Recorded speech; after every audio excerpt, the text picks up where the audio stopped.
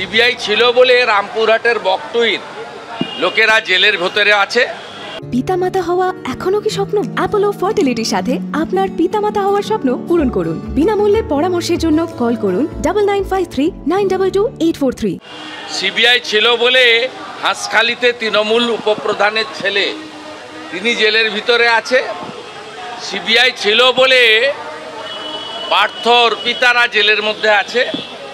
CBI ছিল বলে কেষ্ট এবং তার সিকিউরিটি 100 কোটি টাকার মালিক সাইকেলরা আজকে জেলে আছে।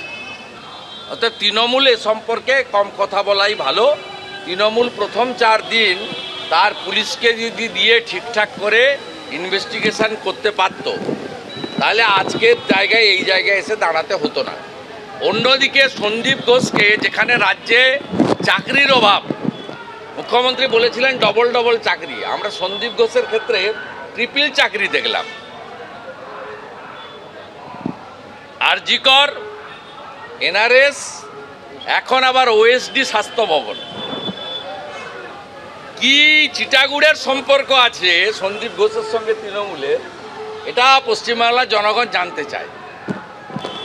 ডবল ডবল চাকরি 21-এর আগে বলেছিলেন, আজকে সন্দীপ ঘোষের ক্ষেত্রে তো দেখলাম ট্রিপল চাকরি, 3টে চাকরি।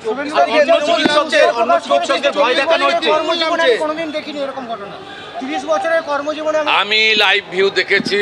Please wait, keep patience. ওনারা বলেছেন লাঞ্চের পরে ভার্ডিক্ট দেবেন। আমি অত্যন্ত দায়িত্বশীল একজন জনপ্রতিনিধি, রাজনৈতিক কর্মী। সুপ্রিম কোর্টের হিয়ারিং শুনে মন্তব্য করার দরকার নেই। জাজমেন্ট আসুক, বিকালবেলা সুযোগ পেলে রিয়াকশন দিয়ে দিন। যারা আন্দোলনকারী তাদেরকে বলেছেন আপনারা কাজে যোগ দিন। চাকরি যারা মানে জুনিয়র ডাক্তার, তারা দে উইল ডিসাইড। আমরা ভারতবর্ষের সবাই ইনক্লুডিং আওয়ার প্রাইম মিনিস্টার, আমরা সুপ্রিম কোর্টকে সর্বোচ্চ অনার দিই। আমরা সুপ্রিম কোর্টকে সব সময় সর্বোচ্চ অনার দিই, সম্মান করি। ডাক্তারদের ফোরাম তাদের নিজস্ব সিদ্ধান্ত নেবেন। আমরা তাদেরকে ডিকটেট করতেও পারি না, কিছু বলতেও পারি না। কারণ তারা যে ডিমান্ডগুলোর উপরে বসে আছেন সেই ডিমান্ডগুলো ফুলফিল করার দায়িত্ব রাজ্য সরকারের এবং ইনভেস্টিগেটিং এজেন্সির এবং সুপ্রিম কোর্টের। এবার তারা যদি স্যাটিসফাইড হয় তারাই তার উত্তর দিতে পারবেন। আমাদের পক্ষে তাদের নিয়ে কিছু বলা উচিত নয়। তবে তাদের ডিমান্ডগুলোকে বিজেপি সাপোর্ট করে। স্লোগান উঠছে চাইছে বাংলার জনতা।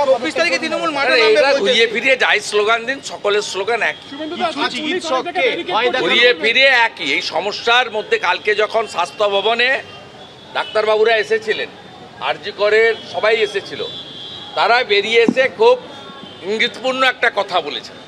তারা বলেছেন স্বাস্থ্য ভবনের আধিকারিকরা অনেক কিছু করতে চাইছেন কিন্তু করতে পারছেন না, কোথাও একটা বড় শক্তির বাধা আছে।